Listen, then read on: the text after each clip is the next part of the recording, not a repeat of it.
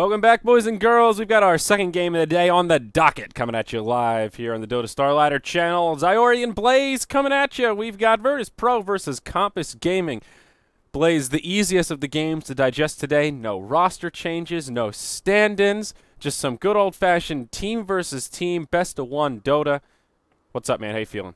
I'm feeling good, man. This is nice to see just the full stability of the two teams here. Nothing fancy, nothing out of the ordinary. Just prepping for 6.82 and seeing what they can bring to it. It's actually going to be a Legion Commander first pick coming out of VP, so I'm curious how they run this and what they're going to do with it. But a very strong hero in the patch in the right hands, and I actually like Compass's bans as well. Mirana and Terrorblade being taken out. Jaldum Potom is just one of the most astounding things as far as a roaming support.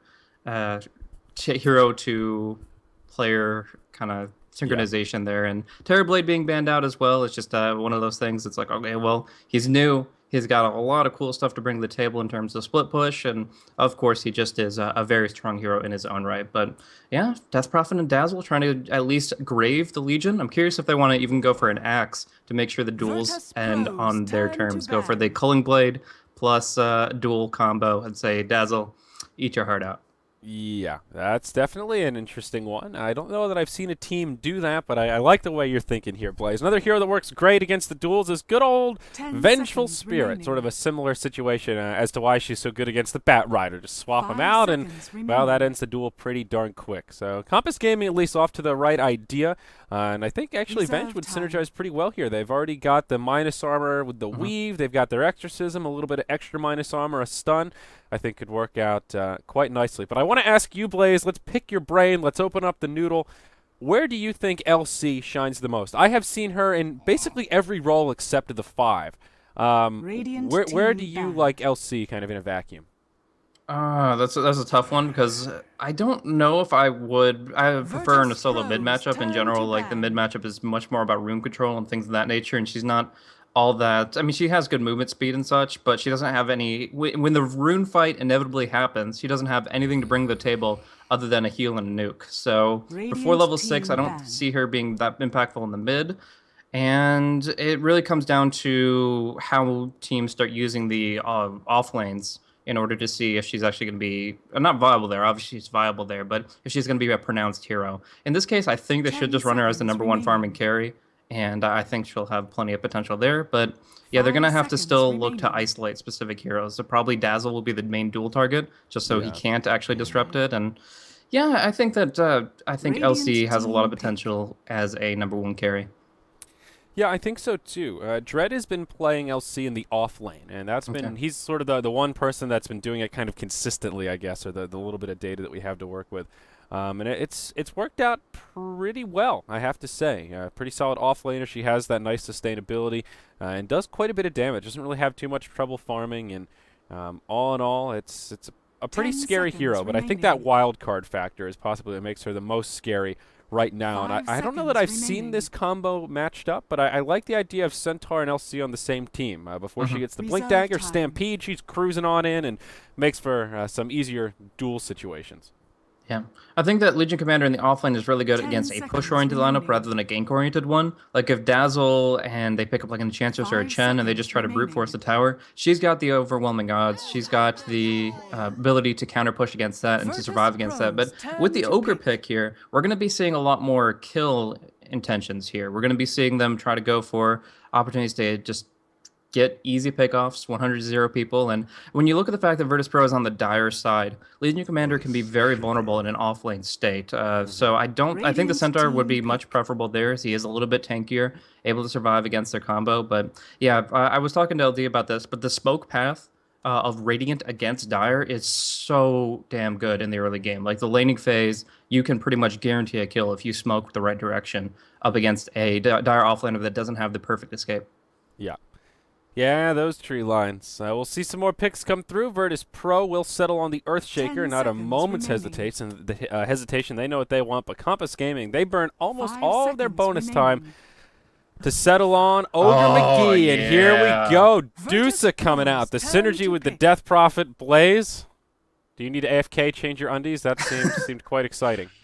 Man, Dusa is such a legit hero, and they don't have any kind of mana burn mechanics right now. I mean, they can go for maybe a Nyx Assassin support, but that wouldn't work well with the Earthshaker. They can go for Necronomicon later, but that doesn't deal with her threat early. Medusa just kicks ass. She's a hero that doesn't die, which in of itself is really good in 6.82. 10 But the fact seconds that she can remaining. synergize now with the Stone Form plus the Weave, Death Prophet and Radiant Dusa are going to be team dealing banned. so much physical damage. It's absolutely absurd. And even the Bloodlust. Like, you look at Ogre and you think magical nukes, magical damage, but he'll be enhancing the right-click potential of Medusa, so she's just going to be split-shotting away. It really comes down to her positioning in the team fights now, as well as just making sure 10 that seconds she's remaining. going to be surviving through it. So one cool thing is that 5 Legion Commander seconds obviously is remaining. forced to face her with the duel. So if you hit Stone Gaze in a reaction to a blink duel attempt, you might just be stone forming yourself and Virtus.Pro's giving away turn the to duel to a ban. hero that drastically benefits from right click damage.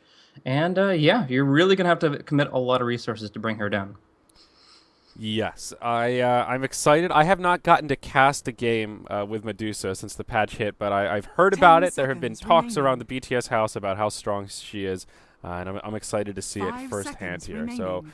Virtus.Pro, they do grab the Skywrath with their fourth pick. It looks like that'll be their second Reserve support. time. Some nice synergy with the Earthshaker, the long range setup, some Mystic Flares flying through, but what are we looking for at the final pick? They can either put the LC mid or in the safe lane. So, given that, what are you looking at? What's the ideal pick for Virtus.Pro to try and perhaps deal with this Dusa a little bit?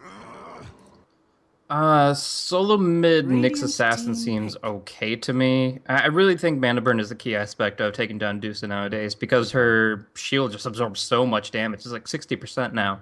It is absolutely outrageous. So they need something that can take care of the mana pool more directly. But unless you're going like a mid line and just trying to drain her away, I don't really know if they have something that's consistently going to be able to bring her down and can also go against Death Prophet. There's 10 heroes that can seconds do either, remaining. but there's not heroes that can do both. So maybe they just go with something simple. Go with like a 5 Viper or seconds something and just remaining. try to make sure that you can put emphasis on momentum so that Medusa doesn't get out of control. But Oh, things are going to be out of control Virtus.Pro's so turn very to pick. fast with the attack speed boosts that are going to be coming on this hero. oh Medusa man. has like is halfway to the max attack speed mark just from these heroes alone. It's absolutely outrageous.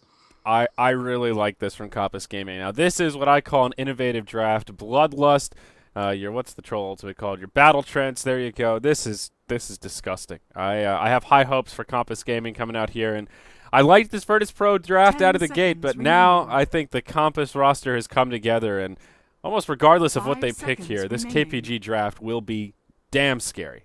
Yeah, most definitely. I do think that the Centaur is Reserve a decent time. way to respond to this, though. If you look at Comps' Gaming's heroes, they don't have a way to guarantee an initiation. The Ogre can stun, you might get a Yule Scepter off, but you don't have a way to just say, this person's locked down and he's going to be a guaranteed kill. They don't have the Bat Rider jump. They don't have anything as far as long-range initiation. So whenever Centaur uses Stampede, hopefully in response to Stone Gaze or Exorcism, they can just disengage. They can wait out the ultimate, then they can go in on their terms. So I think VP have the advantage in the sense that they will be able to choose the fights. But if Compass ever, rather, if Virtus.Pro overcommits to something and doesn't have those cooldowns to de-initiate, then it's going to be Compass Gaming to just absolutely obliterate with the combo they've gotten here. A lot of potential DPS. They just need to 10 find the seconds openings. remaining.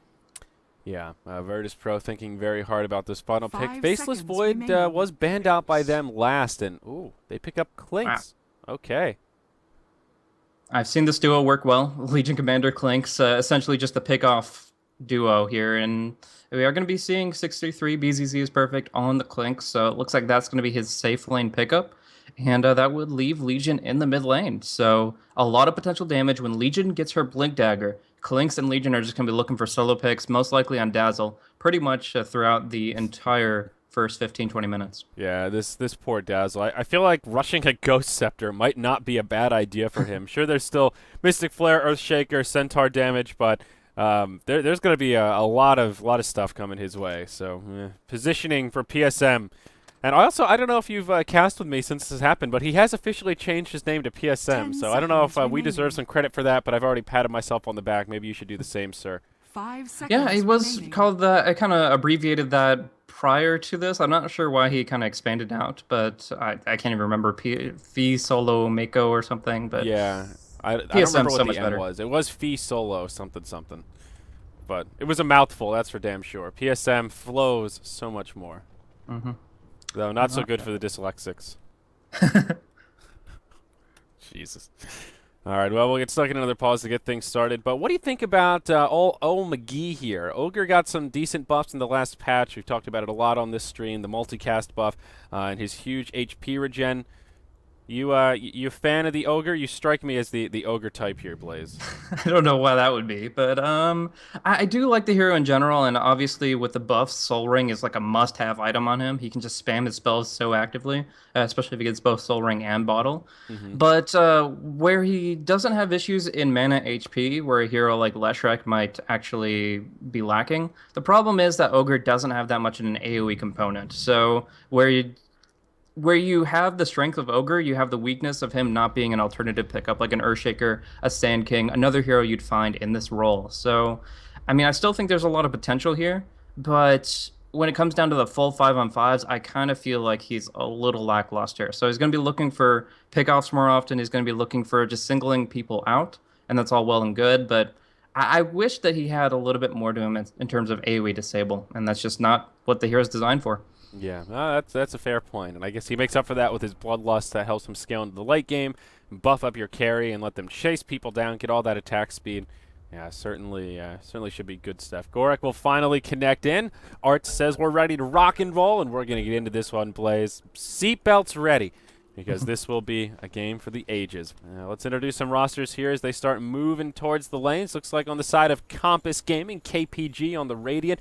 They'll put Arts on the position 1 in the safe lane. He'll be farming down bottom on the Medusa.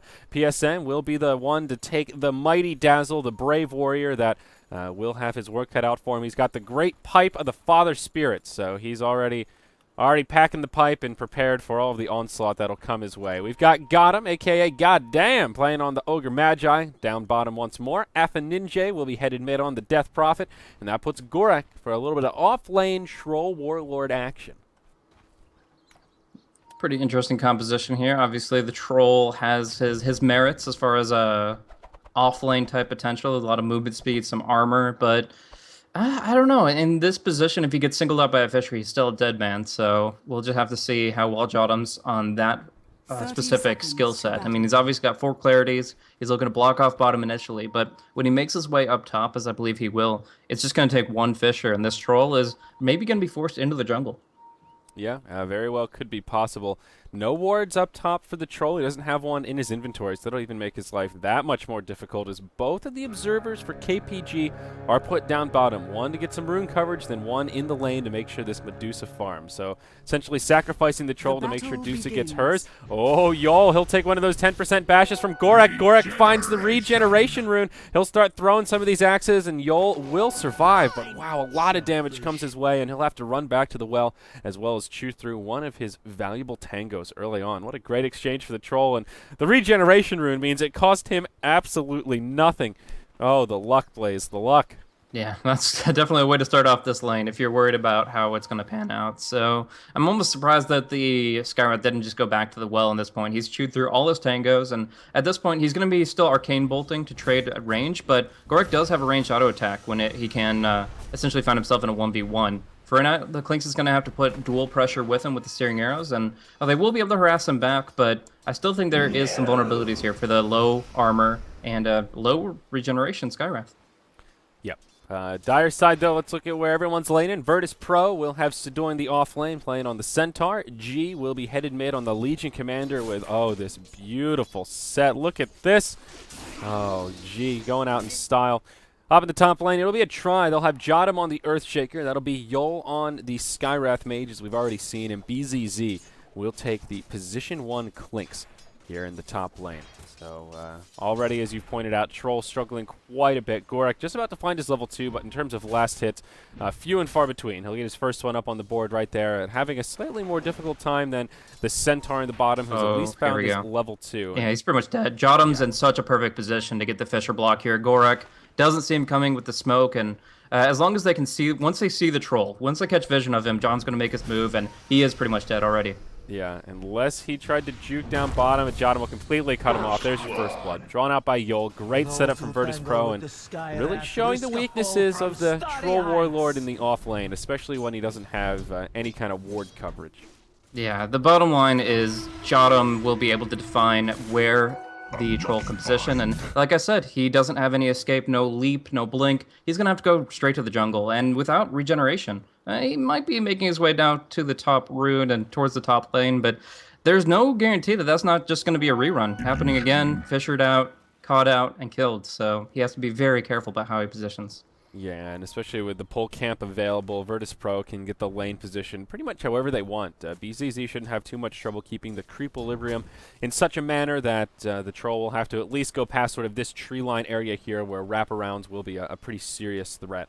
He will indeed head back towards the top lane, just a stout shield, as you mentioned, no regeneration. Rather curious what item build he'll eventually move into. I want to say Tranquil Boots will probably be the way of it.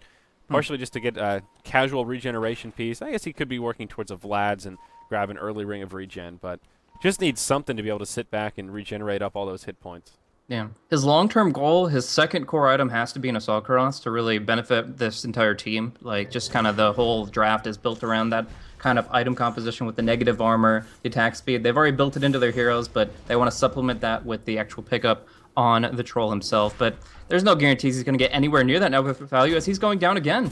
And this is exactly what I was talking about when I saw him make his way to the top lane without any ward coverage, as they're just going to be able to pick him off over and over again. And I really think at this point he has to jungle. But he's got a TP scroll. That means he's going to a lane.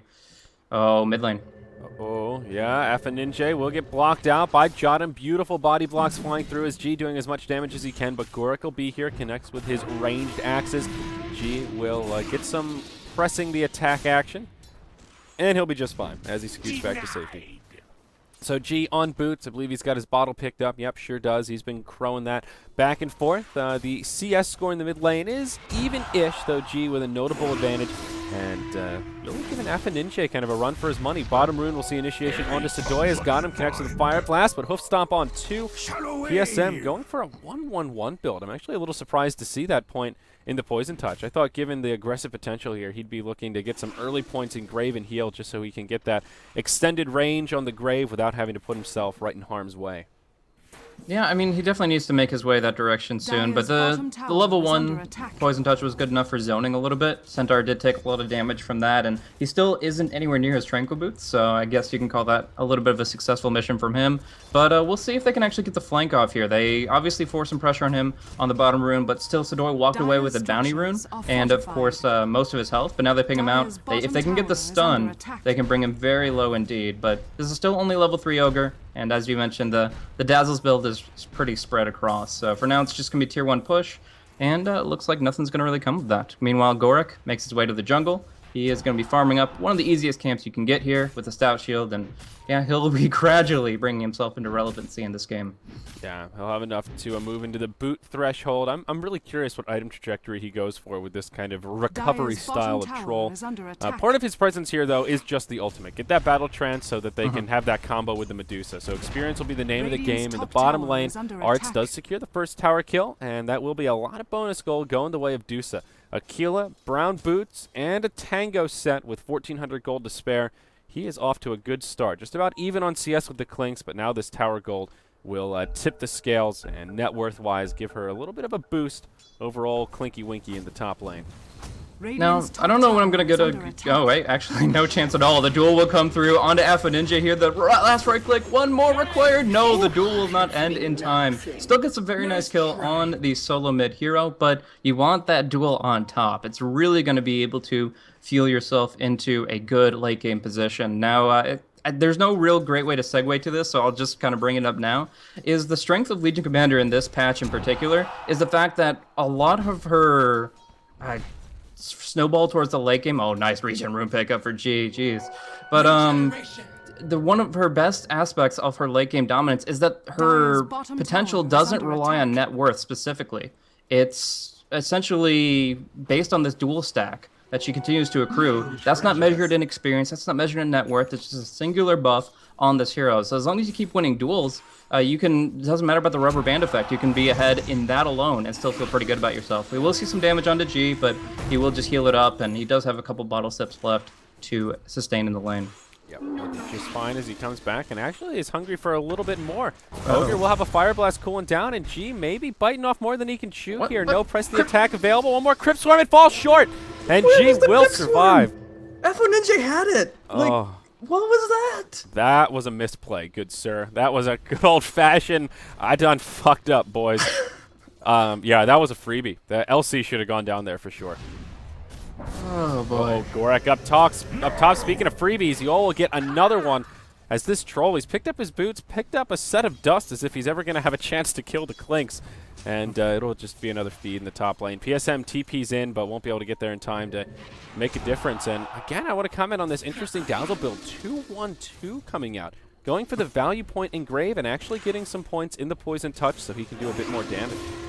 Yeah, at level 5 I found myself in this skill position in the past because it's essentially a max poison touch build that gets to the 2 points in heal that I kind of feel is necessary. Like 1 point is kind of meh, but 2 points you get the more targets, you get the shorter cooldown, you can actually rely on this heal a lot more. But yeah, I think he has to go for max poison touch if he's going to be bothering to put any more points in it at all. And as you mentioned, that definitely has its weaknesses against a high aggro lineup. Clinks is going to be moving in towards his Orchid very quickly, and yeah, you're just not going to be able to hug tower sufficiently while also being in a position to help people at long range. Yeah, up top we'll see some initiation here towards BZZ and Yol. Gorak throws some axes, and that'll be the end of it for now. Death Prophet grabs the 8-minute Illusion Rune at the top position to go with her power treads, but they've got a smoked up Ogre hiding in the tree line, and they actually want to put some pressure on this Clinks pretty hard here. Just to comment once more on the Poison Touch, it's kind of level 1 and level 4 are the 2 value points for this ability. You can grab it early on. It does 140 damage at level 1, which is quite a bit. So at the level 1 ability, like you mentioned, you can use it to zone pretty effectively. But levels 2 and 3 really just scale the damage and the cooldown. Level 4 is when you actually get the stun, and that baby really hurts. Yeah, so I think he is going to max it from here on out, but I don't mind this build now as long as he makes the trajectory towards level 7, level 8, having it maxed out. And we'll see how he chooses to build that up, but he has to be very careful in his positioning, always have a TP scroll, etc., because this Clinks is going to be hitting hard and fast. He's almost got his Orchid here. And yeah, they have looked to control him a little bit, rotating to the top a little bit, but it doesn't really negate the fact that Gorak has just been feeding hard on this top lane. Like, you mentioned he picked up the dust. I think the mentality behind that is maybe if he tower dives me and takes tower aggro, I can dust before I die, so at least he doesn't disjoint the auto attacks on his escape. Yeah. But even then, if a good Clinks is going to be only doing this under the tower, and he's going to use his searing arrows manually to make sure that he never takes tower aggro in the first place. So, I don't know. It's a tough one. They'll take some momentum with this tier 1 tower if they can get it, but Virtus.Pro fortify, and while that doesn't necessarily signify that they're going to contest, because obviously it's a free fortify if the tower does fall anyways, it's still Virtus.Pro is in a position to contest this. Yeah, most definitely. They've got the weave from Dazzler to try and keep them safe, but VP will press forward and look to make something happen here. LC has a Blink Dagger up, very early Blink on G, and he is hungry for some dual damage. Top lane, Clinks will get some space, and he finishes off that tier 1 tower. So this push has already benefited Virtus.Pro a lot more than KPG. Now, Medusa has been farming away, but now that will level things out in terms of net worth. Clinks nipping at her heels, just about 100 gold behind. And while we're on the topic of arts, he has gone Yasha into power treads. So no Handamitis, we'll just go for some items here and then now. And Art's in some big trouble. G will get off the duel, and this time he will find some bonus damage. There's your first +10, and we've got a winner as the Medusa gets taken out. Yeah, and it's going to be harder and harder to prevent those kinds of things. It's not going to require a 3-man smoke movement. It's just going to be an invisible Orchid, Clinks, and a blinking LC. Like, you don't have to be even sneaky about it. You can just jump in and feel pretty confident that they can, in the worst case scenario, they're not going to be killing off the LC and feeding the duel away. We look at mid lane, they got the blink, they don't have the duel, and there are 3, so BZZ might have to be hesitant here. Yeah, duel will be up in 15 seconds, though, so they can sit back and just consider their options. This is a really good Orchid timing, though. Right around that 10-minute mark, this is when Clinks can just do so much damage. And if he picks up a couple of kills, maybe even a few solo kills at that, it will serve him well. Orchid's so good against Dazzle, just a hero that suffers from silences, and Duel and all that other stuff aside, I think he will more often than not be that Orchid recipient, which means Shallow Grave not going to be so easy to get off. So we're just going to see, I think, another movement towards the mid tier 1. They know the Fortify's down. The Exorcism will be up in 10 seconds or so. So they need to just keep on doing what they were doing before. But now we see that there is the turtling potential. We've got the overwhelming odds striking down the creep wave, the Fissure delaying it. And although Jotum is almost out of mana, he still has 1 Fissure left. Yeah, and in the top lane, BZZ racking up free farm, starting to chip at this tier 2 tower and forcing KPG into this. Listen, if you want to take that tier 1 mid, fine, but I'm going to do a lot of damage to your tier 2 in the top lane, and even Arts down bottom, he's farming, but Centaur getting a lot of space. Sadoy's now level 7 and has 1,200 gold towards the Blink Dagger already with Tranquil Boots up. Things just going well for Virtus.Pro, sort of across the board. KPG have already put a lot of resources into knocking down this tier 1 tower mid, and it's obviously still standing with plenty of hit points to spare.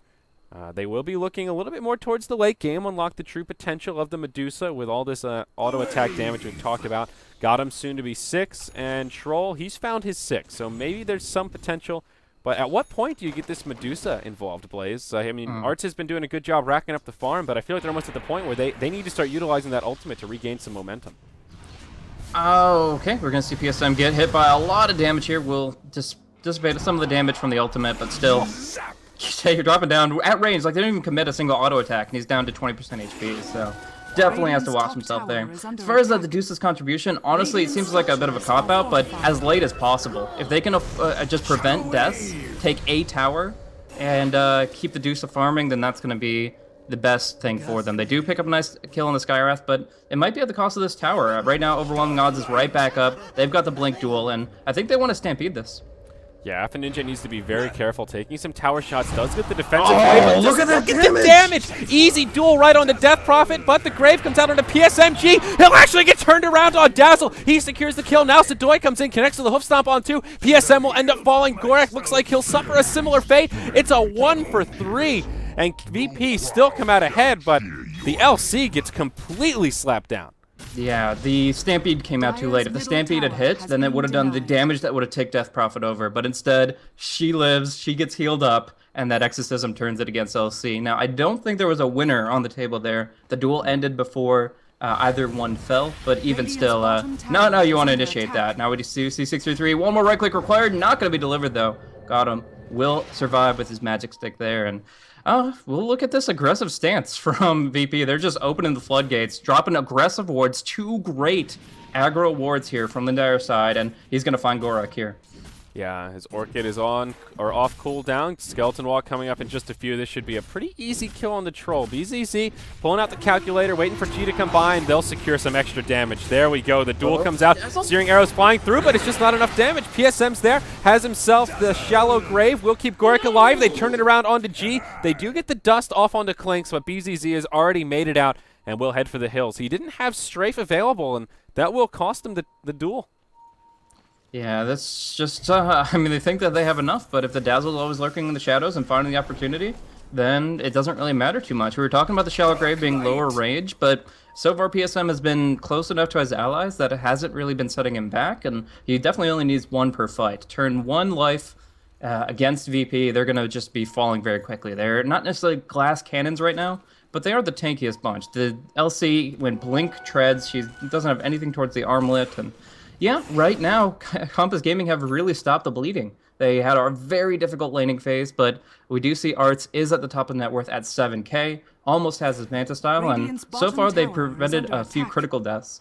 Yeah, it seemed really scary at first, seeing like a 9-minute blink out on the LC in the mid lane. She was off to such a good start, but now 1, 2, and 4, he only has plus 10 damage.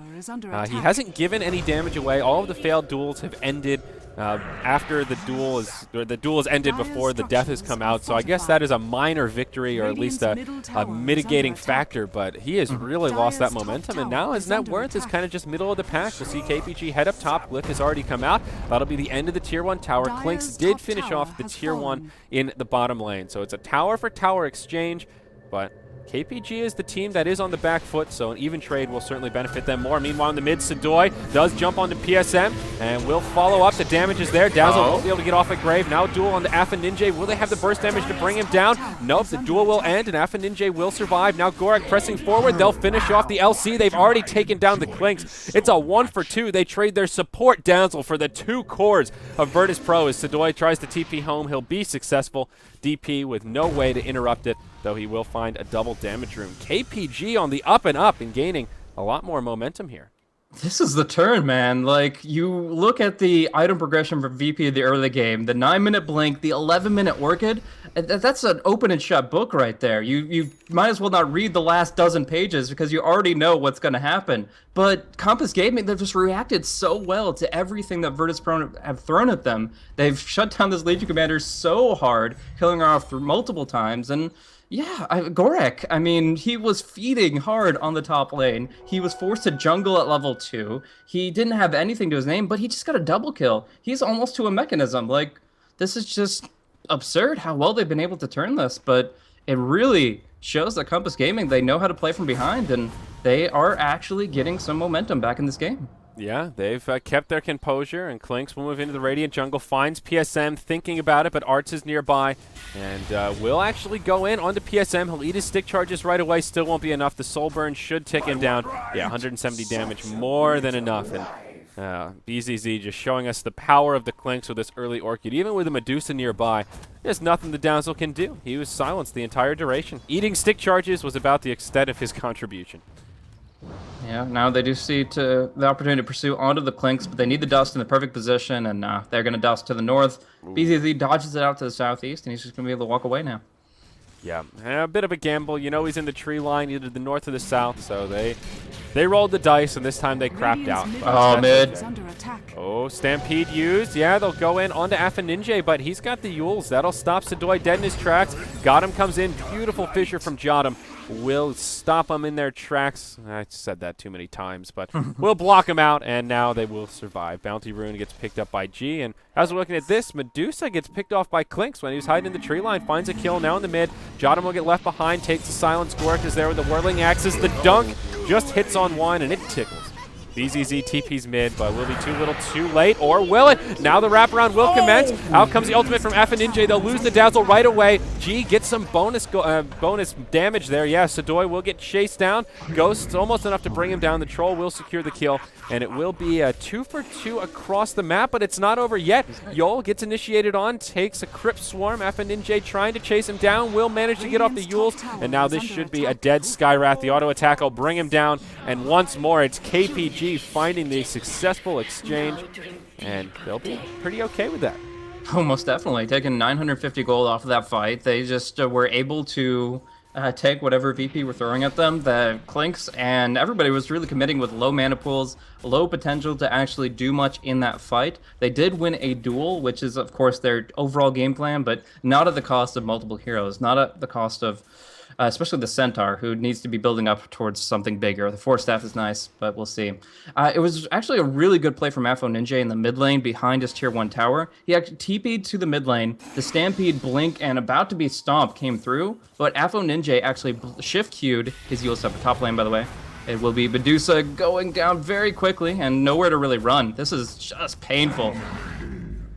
The power of the Orchid Clinks. I've said it once, I've said it twice, now we're going to say it thrice. It is just ridiculous. That's a Medusa at basically full health, full mana, 4 points in mana shield with an ultimate orb. I mean, this Medusa's fairly tanky for 20 minutes in, and Clinks can still just solo her down before she can really do anything about it. Yeah, the Stampede slow is the big thing there. If she can't run and she can't get out of vision, then he's just going to keep the barrage rolling, and it is absolutely absurd how much he can output there. So, yeah, some good plays, like FNJ, he shift-queued his Yules to keep himself alive in the mid lane, but the Clinks is just, when he finds the openings, he certainly is making the critical kills happen. Now, the tower's going to fall, he'll escape out, PSM without any detection, and yeah, they just can't prevent his activity. We do CG. Using this heal, we'll be able to get out of range to Blink, and should be perfectly fine. So now we see Compass Gaming, they don't have as much farm space. They're being penned in, and they have to pretty much go as 5 constantly as the threat of the Clinks. Yeah, now Klinks has a BKB to boot on top of the Orchid, so helping his damage output just a bit more, but giving him a lot of survivability. Meanwhile, in the bottom lane, Arts will get initiated on, or maybe it's the other way around, as Sadoy does use a defensive stampede to ensure their escape. They are on the run, and Arts will live to tell the tale this time. It looks like he's not going a Manta, as it initially seemed. It will just be a casual Yasha, and now right into a Lincoln. Yeah, that's not a bad build up here. The Lincolns is going to help him a lot against the Klinks in particular. Not against the Centaur, because of course he will be 4-staffing before he double edge.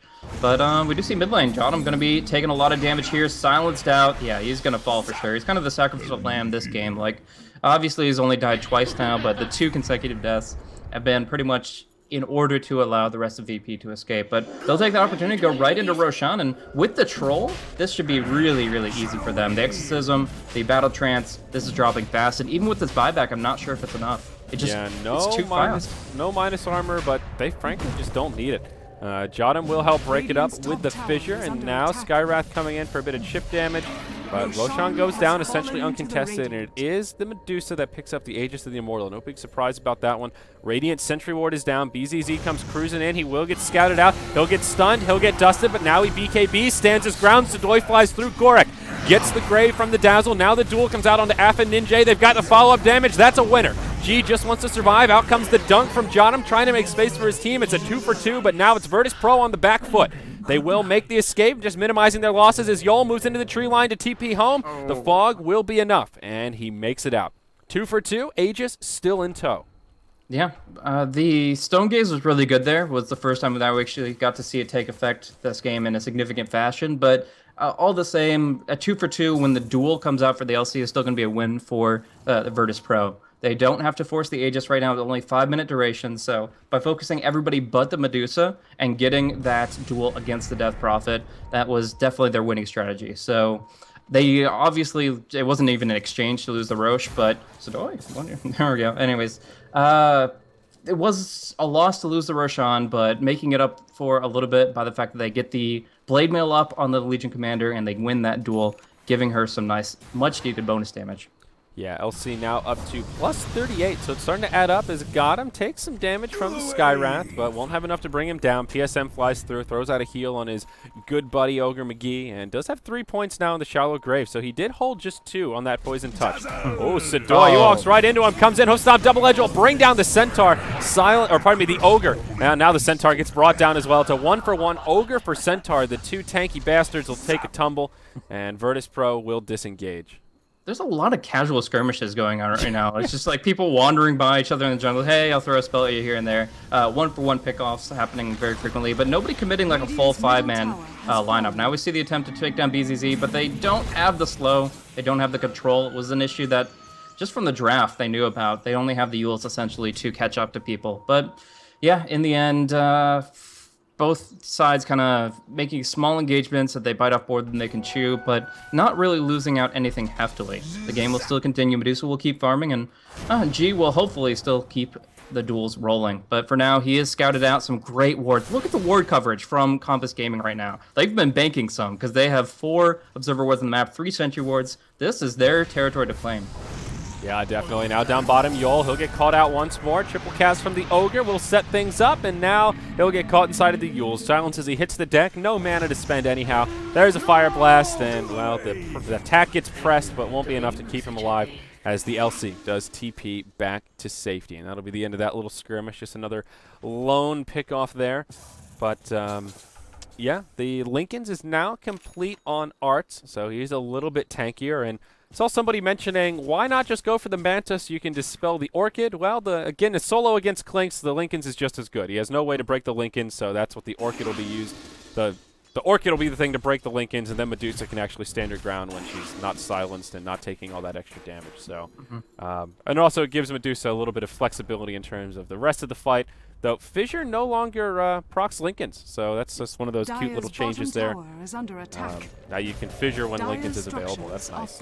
Yeah, I'm a big fan of going casual Yasha into other ultimate orb-related items on heroes like Morphling, Medusa, anyone that can rely on a lot of stats. Manta in of itself, like, it's only good for that dispel or that disjoint factor, and Orchid, it's still something she wants to pick up to dispel, but for now the fact that it can potentially stop both the Orchid and the duel from Legion Commander, like, obviously one or the other, but still both have that functionality. It's really, really important for her to be able to just have this item. So maybe Manta next, but I wouldn't be surprised if she just keeps that Yashi casual for a while.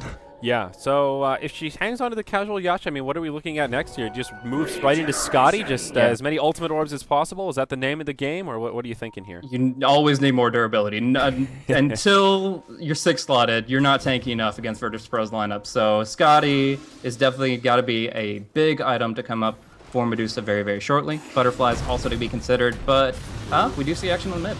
Yeah, Alpha Ninja, he'll get brought down as the Centaur helps set it up, shot him with a well-placed fissure, and ultimately it's Yol that does the bulk of the damage with that Mystic Flare flying through. It may have been nerfed a little bit in this last patch, but still packs quite the punch. Down bottom, KPG will get stalked out. They make it to the Tier 2 tower before the Clinks can find a window of initiation. And speaking of BZZ, he's now picked up the Crystallis, so he's starting to hit pretty darn hard here, Blaze. Yeah, most definitely. We do see Arts. Actually, he's moving very far forward. They fisher him out. They can go for the chain stomp, but nice Force Staff coming out from the side of the Radiance. Actually, Gautam's Force Staff on the Ogre. He's able to bail his buddy out. That should have been a very critical loss for Arts, as he didn't have the Aegis at this point in time. But, yeah, they're going to be just playing with fire here with the Force Staff. BZZ with the flank. Yep, off to the side, exactly right. He's looking at Gorak. He's doing the math. Gorak does now have a mech, so that does give him a little bit of survivability. BZZ goes in, Fissure to try and block him out, but once more, the Force Staff is there, but a beautiful setup as now the Troll and the Dazzle get finished off. The victory for G. They'll lose their Skywrath Mage. Now Medusa coming in to clean house. G taking a lot of damage, will go down. Jotum stuck inside of the Yules. It's a 2 for 3 the other way, a triple kill for the Dusa. And KPG are the ones that come out ahead after that beautiful initiation from Virtus.Pro. Yeah, it was really, really good. The Centaur Stomp killing off both the Dazzle and the Troll, the heroes that you want to take out very quickly in that fight. But it doesn't matter because in the end, you're still having a Tier 2 against a Medusa, against a stun, and against the Eul. So you're not going to be able to disengage after that Stampede's over. And Arch just stands his ground. He turns into this super turret that just is able to bring them down. It reminds me of the movie Aliens, and just having the turret in the hallway just firing away at all the Xenomorphs flying in. He's just able to clean house. Yeah, I like that. So just glancing at the graph here, it's a pretty back-and-forth game. Still Virtus.Pro hanging on to a small gold lead, but KPG have now taken the experience edge, and they are quickly gaining a lot of momentum here. We'll see BZZ stalk down Arts as he goes into the Ancients, and look how fast he kills these Thunderhides. BZZ, he's smashing that calculator right now, and just playing with him a little bit as you catch vision of that little fiery emblem when you Ghost Walk back-to-back. And will not go for the initiation, seeing that there's a lot of support inbound. So good stuff for KPG and Medusa. We'll take heed to some of your advice here, Blaze. Goes for the Butterfly now with the Eagle Song and Quarterstaff already picked up. So just a Talisman of Evasion away. Yeah, absolutely. We're going to see Gautam not in range to pursue onto Yul, so they will miss an opportunity here. Maybe get a flank down towards the bottom, but nothing for the moment. Just a great Observer Ward placed out on the high ground towards the Dire's bottom lane. Anyways, yeah, right now, this is probably the best thing that Medusa can go for, barring just more raw HP, because the Clinks doesn't have an MKB yet, and he's already committed to the Crystallis. Like, I have seen some people go for crit, and then seeing the evasion still go for the MKB after, but it's not as common once you already have committed one way or another. So, BZZ, he's got a large shopping list ahead of him if he's going to keep pace with this Medusa and her massive evasion. I mean, you've got 35% chance to dodge. You've got 60% mitigation with your mana shield. This hero is going to be so darn hard to bring down. And duel doesn't cancel evasion anymore, for those that forgot about that patch change. Yes, absolutely. So Medusa will finish off the tower. They'll isolate Yul with the Yules. They'll try and chase him down, but Stampede comes out, and this will keep him alive, at least for now. And, Jukes the Crypt Swarm actually goes back in. This man is brave, but he's really just trying to bait because, hey, in the top lane, Sedoy and G going hard on the barracks. The Ogre is nearby, but only so much he can do to defend. Skywrath Mage will go down. That's now an unstoppable streak for Dusa, but honestly, I feel like it was kind of worth it to secure space for that Tier 3 tower. Radiant Courier also gets picked off in the mix, and boy, did it have a lot on it. The Robe of the Magi and the Ghost Scepter. So some stuff for PSM and some stuff for Gorak.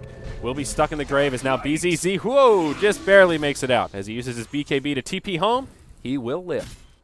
Yep, so a lot of space creation there, killing off the Tier 3, taking down the Courier. It doesn't delay the Talisman of Evasion, which is huge. If Arts had that tally on the Courier, then he would have been a very sad individual right now. But even still, yeah, the biggest issue right now is Arts doesn't have any mobility. Even with Yasha, even with Treads, he's still only running around at 374 MS, and he didn't have a TP at the time. It's in his stash now, but he's just not a mobile individual. So there comes a point in time where you just always have to have those BOTs. You always have to be ready to respond, because otherwise VP, they definitely have the team to go for base trades. Yep. All right. So 17-19. We've still got a pretty damn even game on our hands here. Blaze Death Prophet now gets herself the Shiva's Guard, but here's the big one. The Butterfly absolutely complete. And now Arts, he's getting to that critical mass. Of course, the problem with Medusa is she takes a long time to come online, but when she does, boy, is she scary. And we've passed that 30-minute mark. This is where Dusa is a force to be reckoned with. And even though Clinks has a slightly higher net worth, his inventory is certainly something to be afraid of. She just has a lot more damage output. They'll bump into BZZ. They've got a gem on the Ogre, and big fatty Ogre will try to bring him down. In comes F, and Ninja connects with the Shivas. BZZ holds his BKB, will be forced to use it, and it won't be enough to ensure his survival. That's a solo pick on the Clinks, and great news for Compass Game. Yeah, this is the time they want to start pushing and they want to start deathballing. They have the Medusa at not necessarily as strong as she can be. Obviously, we've seen what 6-slot Medusa can do, but relevant to the other team, this is her peak. She has a Butterfly. They don't have Hex or MKB. They have absolutely no answer to what Medusa brings. So if they just go for towers right now, the only thing Virtus.Pro can do is spread the map and split push and try to sneak racks. So if Compass Gaming could push out a couple lanes and then start going in for the jugular, Virtus.Pro don't have an answer right now. So it's so surprising to say it, considering how bad the early laning phase was for Compass Gaming. But not only are they back in the game, but they're in dominant control of the game. As long as they don't let their racks fall, they can pretty much accomplish anything. Yeah. That'll be Roshan uncontested. Medusa will pick up the second. Oh, the Fisher! Oh, the TPs. They canceled like 3 TPs right there. Arts is the only one to walk away from this. Okay, well, it will still... Ogre was able to TP back, and that did delay the push. So almost a big setup, but VP had already stopped committing to the push. And, yeah, that'll be the end of it. A noble effort, though. Yeah, that's the plays you need to make happen in the most critical of times. When you're trying to go for the base trade, if we see another Fisher like that at maybe like the 45-minute mark when they're pushing in the base and all Compass Gaming have to do is retreat, you halt that retreat, you take the base anyways, and that's you ride it out, essentially, is what VP, despite their history of hating that strategy, they might need to resort to those tactics, as going in 5-on-5 is not the best option right now. Yeah. Smoke rotation from Virtus.Pro as they're moving around, perhaps looking for a gank near the Ancients, where Arts is conveniently farming away, already up to another 1,700 gold, and maybe starting to look towards that Manta or the Scotty coming out next to continue tanking up. Only 1,500 HP on Strength Treads, so still not the tankiest hero, but the evasion definitely makes a difference. They'll find G in the mid lane, and, well, good night, Legion Commander. Sweet dreams. Really hard to time that Stampede to not miss it. Essentially, he was still used up when the Stampede came through, so there was not a chance that he would actually get out of that one. But they will still have a lot of right-click damage to bring to the base if they don't at least have a couple on the defensive. Gothem's going to be here. He forced out of the Mystic Flare, and they can just dual TP this. They'll get the tier 2, the Fortify cooldown, and get a return kill. The Ogre will be the price. Yep. Sadoy does BKB, finds the kill, just 4 staffs down, and will TP out. Meanwhile, in the mid, Medusa finds that tower kill, and then Clinks down bottom gets a tier 2 tower kill. So it's a tower for tower exchange, hero for hero exchange, and just looking at the recap, well, that doesn't... The recap doesn't factor in tower gold, does it? It's just kills? I'm not too sure, honestly. Based on the numbers, it must, because it was only a very minor change on both sides. So, okay, either way, I'm still used to the BTS team fight recap. Oh, yeah. I know exactly what that one does, what factors, what it doesn't. This one I'm kind of flying blind, so I think it's just kills. Not so useful in that situation. Still, I mean, this has been overall a really wild game. Like, it's hard to say who's been taking the most out of each individual skirmish, because when you look at the graphs, it's been very back and forth in both gold and experience. They're both going, one saying one thing, that the Dire is very well favored, the other, the Radiant, but either way, it's back and forth. Every single fight tells a different story, and when it comes down to late game, we have 2 different stories to tell as well, because Medusa late game is absolutely insane, but Clinks will eventually get that Monkey King bar out, and obviously Legion can infinitely rack up dual damage, so potential. Yeah, Gorik up top gets dropped once more. BZZ initiates, and we'll just BKB TP home. Sadoy Does have a TP, pops his BKB, and will follow suit as Ogre is on his way in. A smart choice. It will ensure his survival. Meanwhile, in the bottom lane, Arts goes in onto Jotum, but there is some support inbound. Jotum may fall here. Doesn't have a fissure up for another second. Will move into the trees. Buys himself just enough time to try and secure the TP. Skywrath hanging out by the side, and Jotum won't be able to make it. That's a wicked 6th streak now on Arts. I want to mention that Split Shot was active that entire time. Arts was farming the creep wave while hitting the Earthshaker, getting 80% outgoing damage, so didn't even care too much about focus fire DPS, but he got the kill. It doesn't matter. Yeah. Oh man, that's so sad for the Earthshaker. If the Earthshaker had made it out though, then that would have been you probably should have toggled that one off, buddy. He does have BOTs up now, so Medusa's cruising, and also has that built-in TP scroll, which is great. No, I guess worth mentioning as well, BOTs did get a buff, and they now have a shorter cooldown than the TP scroll by 15 seconds. So that does make them a little bit more of a value pickup, I guess you could say. It's extremely valuable. If you've played with it, you can really just feel the difference between those 10 seconds. It's absolutely absurd how good BOTs are now. But yeah, obviously still a late game pickup in this certain circumstance. And they're going to go in for the base. They've got the defensive weave. Looks like they're going to TP back. They're going to try to hold it. Yeah, God comes in, looking for the initiation, will find it onto the Death Prophet, doesn't get the dual damage, but that's okay. They stop the Exorcism, and that's what's important. Now the Ogre goes down, they'll finish off the Dazzle, and it's a disaster for KPG. They get the Tier 3 tower, but that was very, very costly. Yeah, that is a huge second win for Virtus.Pro. We're going to see the graphs very drastically favoring Virtus.Pro after that one, at least in the derivative sense. But Sidoi, they're going to try to march down mid lane. They do need to end this game sooner rather than later because there's one thing that I haven't mentioned as far as late game potential, and that's the new BKB. There have been so many BKB TPs to try to disengage from fights that you see that Clinks is down to 5 seconds, Sidoi down to 7, and those don't get recharged. You cannot buy a new BKB. There's nothing you can do but sit on 5. Yeah, and that's one of those big changes that is taking a little while to get used to, but I think that's okay. This is one of these games where BKB is very useful, of course, but not your end-all, be-all of items when you have all this physical damage coming out. As Sidoi takes some damage to get things started up top. They're doing a little bit of rat Dota as BZZ is chipping at the top barracks. Glyph will be forced out, and Virtus.Pro, looking at their options, will choose to back out. Medusa no longer has the Aegis of the Immortal, but does have about 4,000 gold. And VP will just scoot down bottom and get themselves the rune. Third Roche, still not close to respawning. Have to get past that initial timer before we see if it'll be a quick or a short respawn. And VP just happy to push back KPG and give them that little tap of, hey, we've got some momentum here still. Stay away from our base, boys.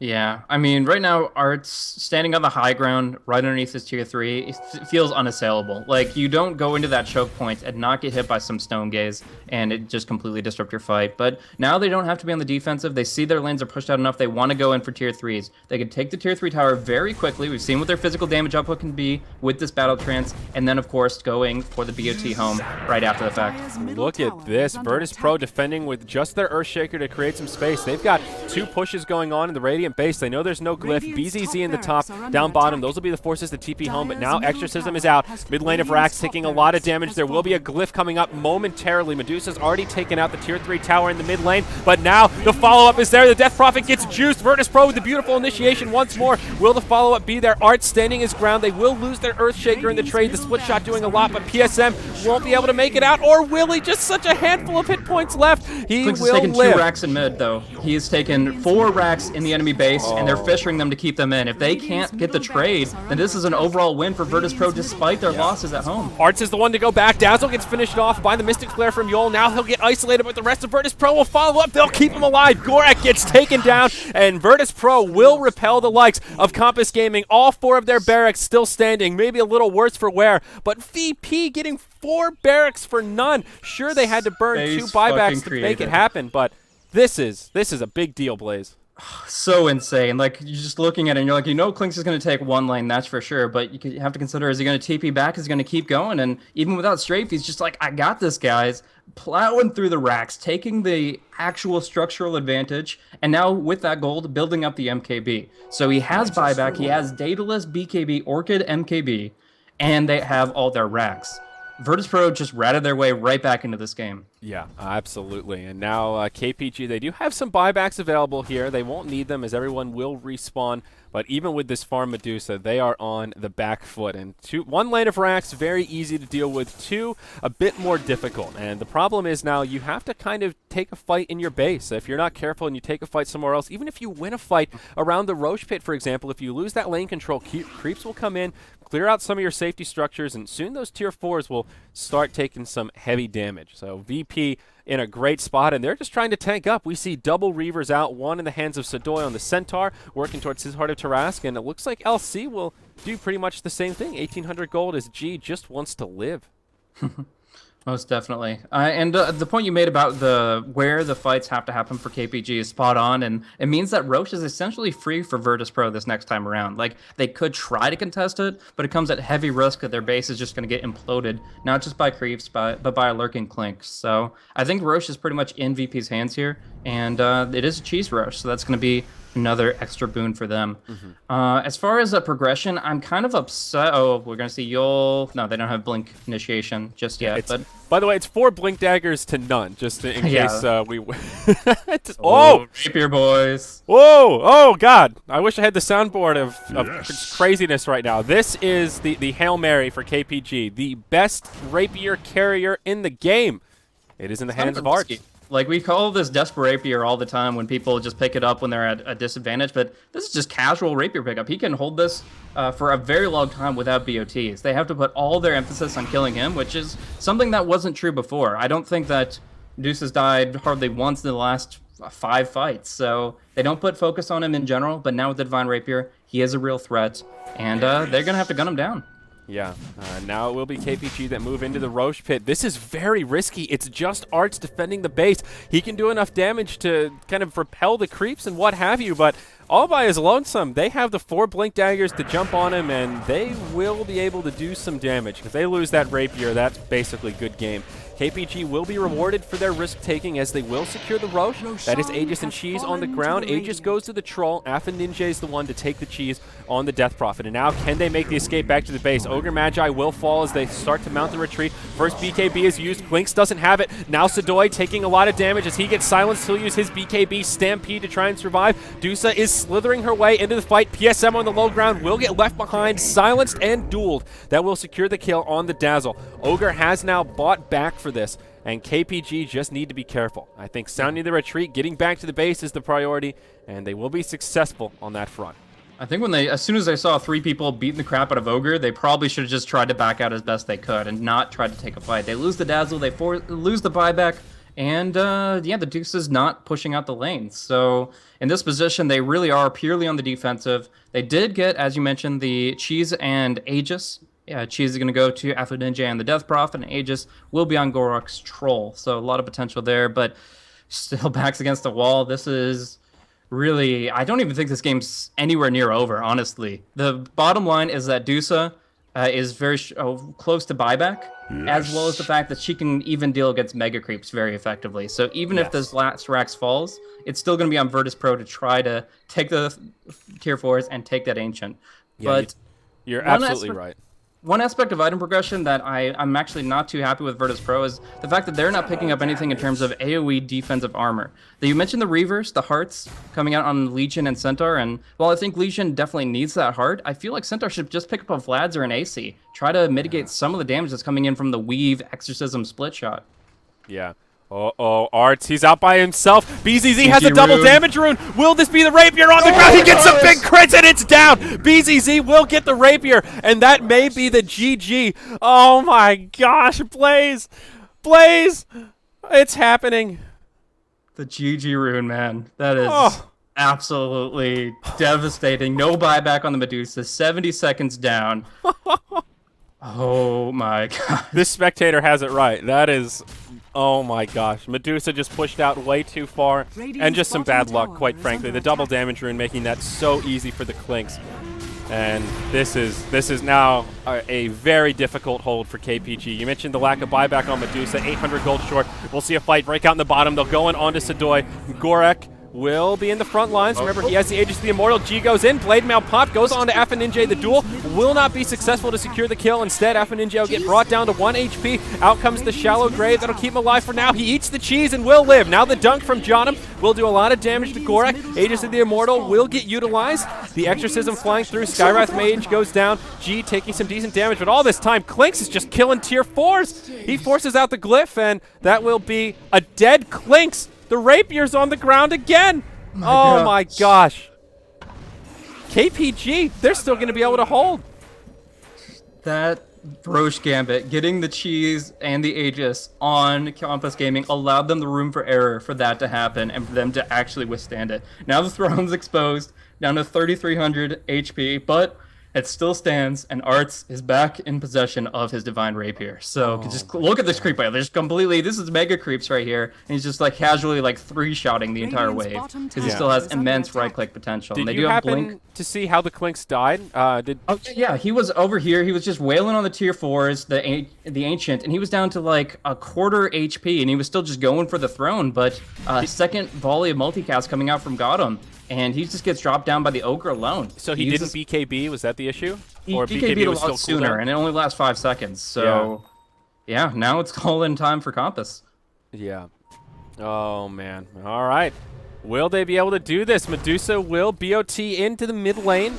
Clinks does have a buyback. So does the LC if needed. Meanwhile, in the bottom lane, there will be a Centaur moving into the tier 3 tower. But KPG, they're all in. They're going for the win. Forget about the barracks. They're railing on the tier 4s. Glyph comes out. Can KPG do this? Without the Centaur, Virtus.Pro need to be a little bit careful. Clinks will not buy back, but these are valuable seconds. Their tier 4s taking a lot of damage. No split shot turned on for Arts as they will indeed go for the win here, Blaze. This is a nail biter as they go in. Duel onto Arts. The Blade Mail's there. That's the end of his mana. Rapier will hit the deck, but no. The Grave will keep Arts standing, but for how long? Just a matter of seconds. The Lincolns will get proc. They'll finally bring him down. Rapier hits the deck. Clinks will pick it up, and now he's down. Rapier, it's on the ground. It's a free-for-all. KPG still in it to win it. All the buybacks will be used. It's a 5v5 on the field. Who has the bloody Rapier, Blaze? It's Death Prophet. DP, all right, in it to win it. Arts will buy back. He BOTs right back into the fight. Down the Death Prophet goes down. Buybacks aplenty. Arts just wants to go for the win, but he's not going to have the damage. They'll bring him down, and it will be Virtus.Pro to make the hold. I've lost track of the Rapier once more. It's the Centaur. He's got the bonus damage. KPG completely repelled, and Virtus.Pro, where do they go from here? They'll find PSM. They'll lock him down. He will fall, and now this fight will come to an end. They go for the win. Dusa diebacked there. She bought back, BOT'd in, and died immediately again. And she can't fight. Now they have a full 85 seconds to go for the throne here, and it's only Gorak as well as Afro Ninja to hold. Sidoi looking for the pickoff, won't find it. But my goodness, Virtus.Pro just up the intensity of this game so hard with that last fight. It almost seems impossible to fight a Deuce at that stage. Afro Ninja, oh, the YOLO plays right here. But in comes Gorak. They might be able to turn this one around. Duel from G onto Gorak. Will return a lot of damage with the Blade Mail. Afaninja taking a lot as well, but G won't be successful. The duel will expire. Mech gets used, but now in comes Big Papa Clinks. He'll drop the hammer on top of the troll. Afaninja taking too much damage. He has the Yules. He has the Ghost Scepter, but will it be enough? Gotham's coming in. They'll go in onto BZZ. The Rapier's still in the hands of the Centaur. If Gotham can manage to bring him down, he will reclaim the Rapier. Now the Clinks will go down. Same story, different chapter onto the same wave as the Medusa. Die back onto the Clinks. Mega kill streak ended. Oh my gosh, this game is still going on. Meanwhile, the thrones are exposed. Creeps pushing into the Radiant base. And the Ogre will be able to TP home. Maybe no, the Mystic Flare will lock him in. And he'll go down. Bottom lane, Sidoi, the Rapier carrier. He's going straight for the barracks, and he hits hard enough. He might be able to do this. Now Ogre coming in. He'll be forced to buy back to make this happen, but there's a BKB on Sidoi. He could just go for Megas here. It looks like he'll try to do it. Double Cardi helping him out quite a bit. One building standing between KPG and what seems to be certain defeat. Down it goes. That is full Megas. The throne at about half health, but can they make the hold? If they can get back this Rapier, there's a strong chance. Arts just trying to pull aggro off the throne as best he can. Meanwhile, on the bottom, they'll go in onto Sidoi. He needs to be careful. BKB is still available, but this is risky territory for old Centaur. Oh, it really is. He cannot feed this Rapier away, but they want the throne so damn bad. It's down below 2,000, and they've got mega creeps with this next wave, but still, they are not confident here. They have to get out. They don't have TPs. They just have the BKBs, but they have to go for the full disengage. They've gotten the racks, and they still have the rapier. And that's all they can really take away from it, at least for now. The buybacks are gone on all counts except for the Centaur and the Skywrath. So VP do have that advantage, but I'd love to like talk about the net worth and experience graphs, but it doesn't matter at this point. It's all about whether this Medusa lives or dies, and if she can farm up a BKB. Because in that last fight, we saw the weakness of Dusa without a BKB. It's not a common pickup on her for many reasons, but in this game, up against Blade Mail, up against Halberd, the Legion just had Dusa's number. Got the duel, got the taunt off, and killed her off not once, but inevitably twice. Hearts, he needs to hold the position, he needs to just clear out the creeps, and without a rapier, it's a slow going for him. Yeah, definitely right. And this is going to be the one final team fight. Rapier still in the hands of the Centaur, which is not really ideal for anyone. KPG would like to have their rapier back, and Virtus.Pro would like to have it on somebody that can actually right-click more than once every 2 seconds, as it seems. Centaur not really known for his axe-swinging abilities. We'll see how this ends up. KPG just barely hanging on, creeps shoving into their base, but this Dusa doing a pretty good job holding it off. The throne is not taking much damage, but in comes Virtus.Pro. They will go for the win, but KPG, they're doing the same. Glyph not available for the dire side. Radiant do have a Glyph. That gives them quite the advantage here. Arts will get locked down, taking heavy damage. He will end up falling. Meanwhile, in the dire base, the exorcism's there. It's KPG. That'll come out ahead. Blaze, a nail biter to the bitter end. They lose their rapier, but they still manage to do it. Oh my Lanta, what a game this was. Holy shit, man. That is just absolutely insane. We saw how great their right click and physical damage can be when they took down that Roche earlier with the Battle Trance, with the Exorcism. They did the same thing to the Frozen Throne. They took down the Dire Ancient, and holy crap, was that an amazing game. Compass Gaming taking it in 52 minutes time, not even needing the Dusa for their final assault. He goes for a lucky 777, but Wow. gosh, that was just such a crazy cataclysmic finish. Couldn't have had a better way to end this game. Yeah, I certainly couldn't agree more with that one. So, guys, we will have a pretty long break here. There's a good, what is it, an hour and a half gap, I think, until our next game starts. It will be Virtus.Pro Polar, the Go Black team, versus 4 Anchors, kind of the ex-Fnatic, now the 5 Finns, the Trixie team. So we'll have a break. We'll get to calm down. We'll get to simmer a little bit, Blaze, get a little bit of lunch in our bellies, and come back for our final game of the day.